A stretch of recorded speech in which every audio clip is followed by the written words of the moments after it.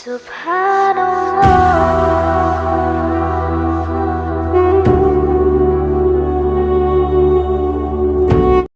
اما بعد فاعوذ باللہ من الشیطان الرجیم بسم اللہ الرحمن الرحیم ولو ان اہل القرى آمنوا واتقوا لفتحنا علیہم برکات من السماء والارض صدق اللہ العظیم۔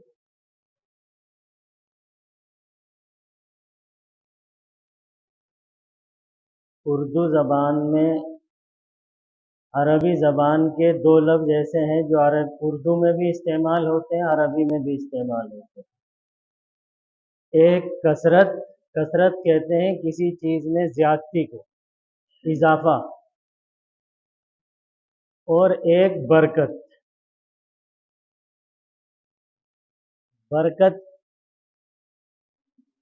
اور کثرت دونوں میں فرق ہے۔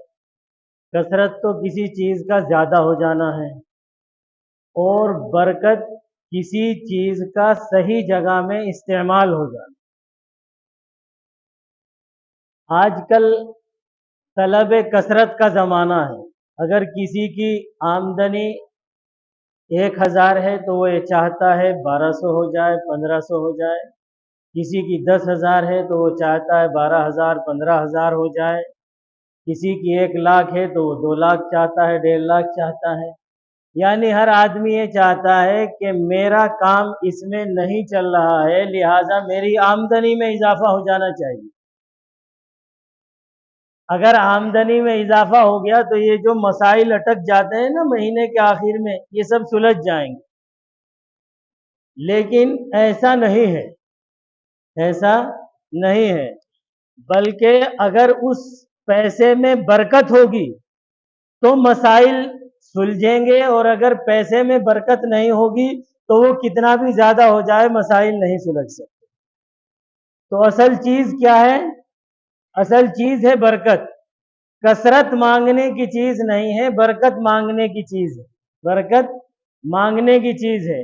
اللہ کے رسول صلی اللہ تعالیٰ علیہ وآلہ وسلم وضو کے دوران جو دعا پڑھتے تھے اس میں کیا کہتے تھے؟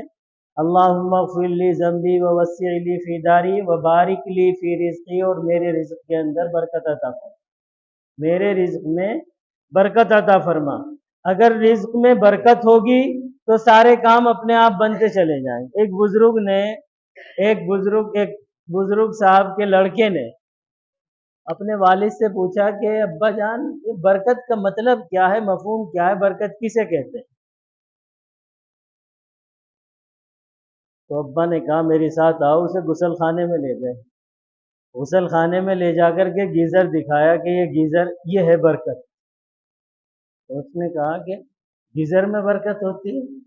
تو گیزر تو بہت سارے خرید کر کے ہر آدمی نے کہنے لگے گیزر میں برکت نہیں ہے بیٹا، تمہاری عمر 20 سال ہو چکی ہے اور تمہاری پیدائش سے پہلے کا لیا ہوا یہ گیزر ہے، آج تک اس میں کوئی خرابی نہیں آئی ہے، آج تک یہ جوں کا توں کام کر رہا ہے، اس کا نام ہے برکت، اس کا نام ہے برکت۔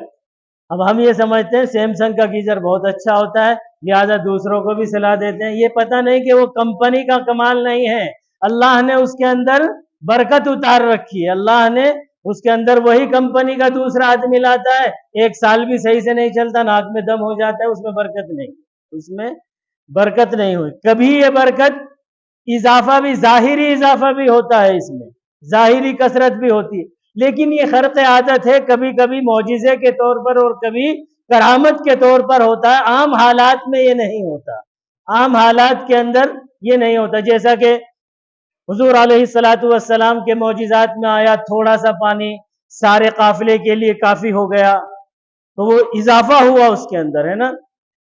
غزوہ احزاب کے موقع پر حضور علیہ السلام کی ایک صحابی نے دعوت کی اور ان کی بیوی نے کہا کہ 3-4 کو لے کر کے آ جانا، اور حضور کے ساتھ 3-4 آدمیوں کو اور لے کے آ جانا۔ وہاں 350 صحابہ تھے، حضور نے اعلان کر دیا چلو بھائی جابر کے ہاں دعوت ہے، سارے کے سارے چلو۔ اب وہ 3-4 آدمیوں کا کھانا سب کے لیے کافی ہو گیا، تو یہ اضافہ ہوا کھانے کے اندر۔ تو یہ کبھی کبھی برکت اس طرح بھی ہوتی ہے کہ چیز بڑھ جاتی ہے، لیکن یہ خرق عادت ہے، یا تو معجزے کے طور پر ہوتا ہے یا کرامت کے طور پر ہوتا ہے۔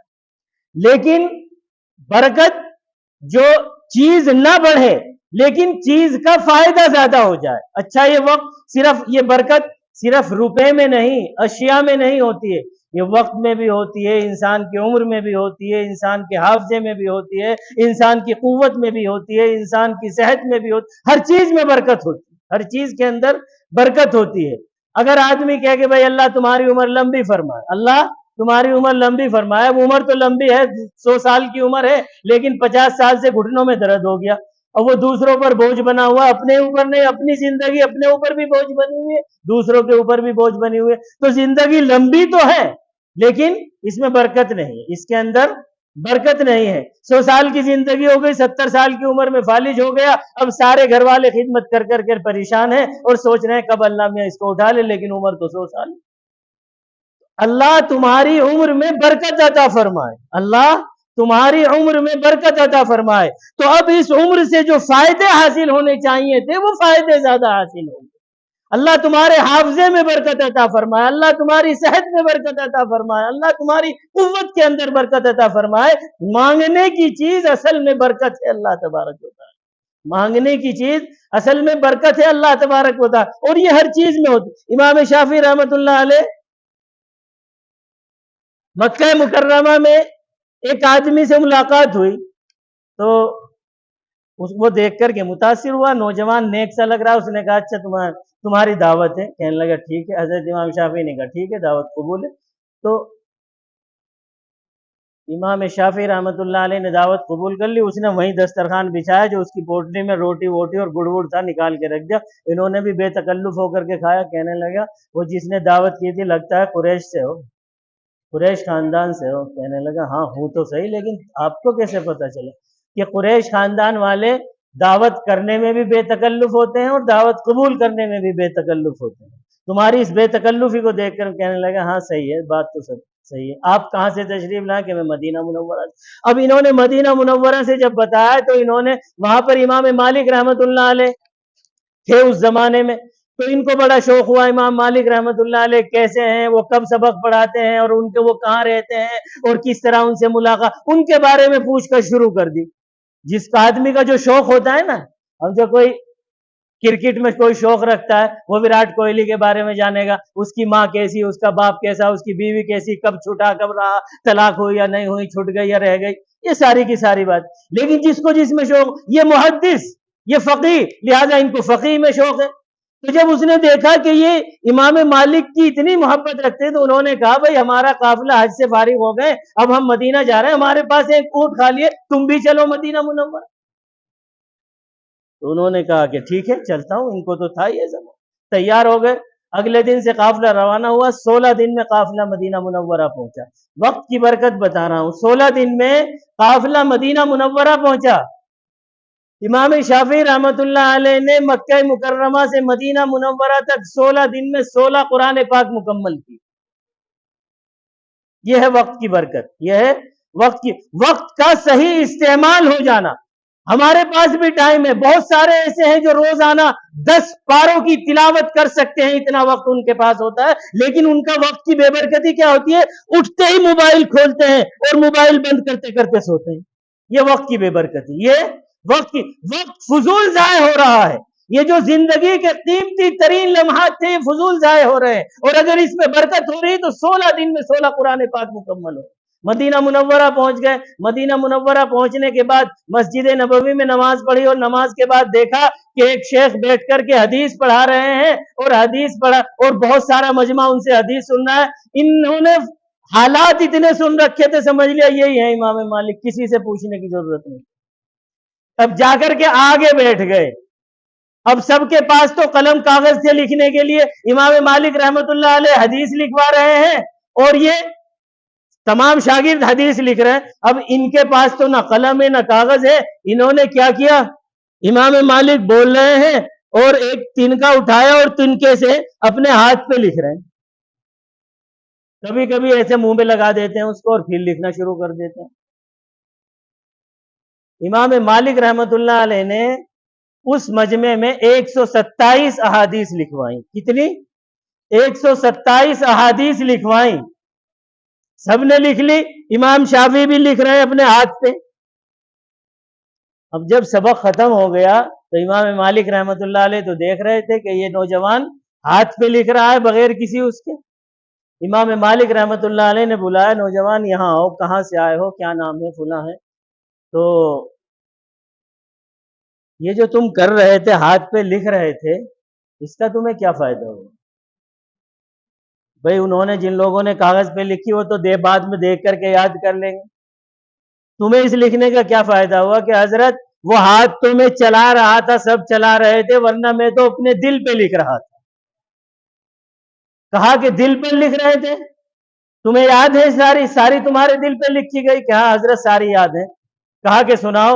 امام شافعی رحمت اللہ علیہ نے پوری 127 احادیث سنا دی. یہ ہے حافظے کی برکت, یہ ہے حافظے کی برکت. اب ہمیں کیا یاد ہوتا ہے؟ ابھی تھوڑی دیر پہلے میں نے بتلایا تھا, وہ سب حالات ہمیں یاد رہے, وہ سب حالات, اس لیے کہ اس کا صحیح ہمارے حافظوں میں برکت نہیں, ہماری قوت کے اندر برکت نہیں, ہماری طاقتوں میں برکت نہیں. امام حضرت بہت سارے واقعات ہیں برکت ہونے کے, لیکن اس وقت ایک واقعہ تو بہرحال سنا ہی دو, بڑا برکت کا بہت اچھا سا ذہن میں آ رہا ہے, وہ سنا ہی دو.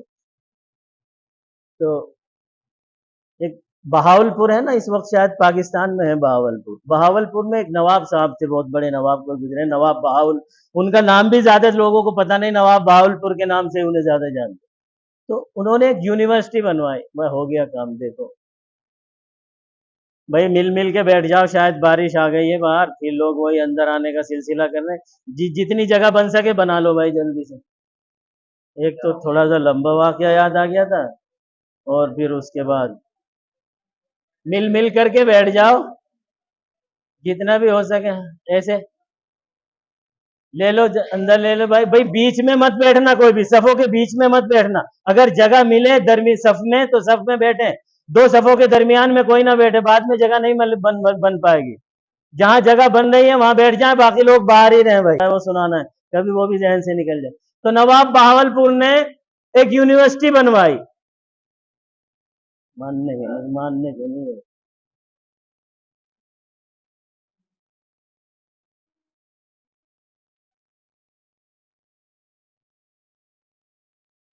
یار وہیں سے ہی نہ ہو لیتا کوئی آگے, وہاں سے اتنی دور سے آنا پڑا اس غریب کو. تو یونیورسٹی بنوائی نواب بہاولپور نے.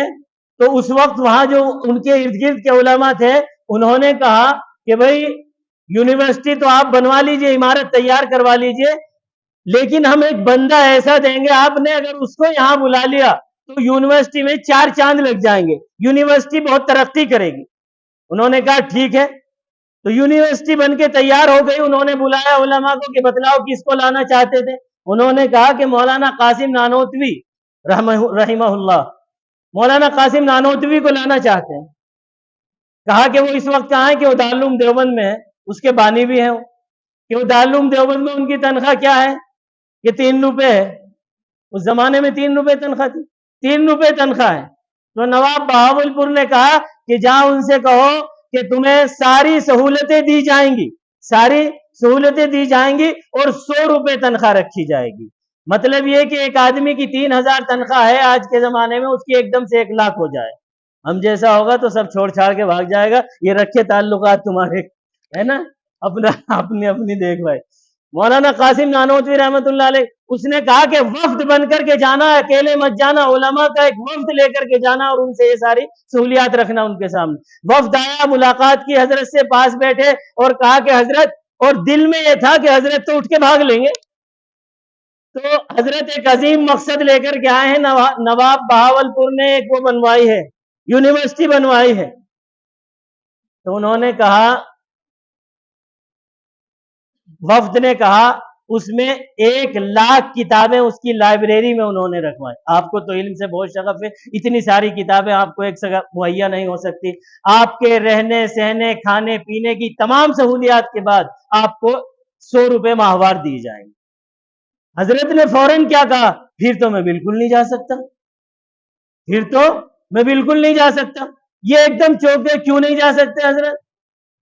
کہا مجھے دارالعلوم سے 3 روپے ملتی ہے, میں 2 روپے اپنے بیوی بچوں پر خرچ کرتا ہوں, 1 روپیہ میں یتیموں اور غریبوں اور مسکینوں پر خرچ کرتا ہوں, اور وہ یتیم غریب مسکین ڈھونڈنے میں مجھے بہت وقت لگ جاتا ہے، تو میرا خرچ تو وہی 2 روپے رہے گا۔ 98 روپے کے لیے جب مجھے آدمی ڈھونڈنے پڑیں گے، میرا تو سارا مہینہ اسی میں ہی نکل جائے گا۔ یہ ہے برکت، یہ ہے برکت۔ یہاں کثرت پہ نہیں، میرا کام 2 روپے میں چل رہا ہے، باقی جو ہے وہ سب اللہ کے راستے میں تجارت ہو، وہ سب اللہ کے راستے میں اب یہ ایسا جواب ملا کہ اب ان کے پاس کہنے کو کچھ بچا ہی نہیں، کچھ کہنے کے لیے بچا نہیں، بہرحال واپس چلے گئے۔ تو میں یہ عرض کر رہا تھا کہ برکت اس چیز کا نام ہے کہ آدمی کثرت پر نظر نہ رکھے، ضروریات پوری ہونے پر نظر رکھے۔ اگر جتنے میں اللہ ضرورت پوری کر رہا ہے وہ برکت ہو رہی، وہ اسی کا نام برکت ہے۔ یہ قوت میں بھی ہوتی ہے، طاقت میں بھی ہوتی ہے، ہر چیز میں برکت ہوتی ہے۔ اگر وہ چیز اپنی بس اجمالی طور پر مثالیں دے دے کر کے سمجھانا اس وقت میں ممکن نہیں ہے، اگر چیز اپنے صحیح مصرف میں استعمال ہو رہی ہے، اپنا صحیح فائدہ پہنچا رہی ہے، تو اس میں برکت ہے۔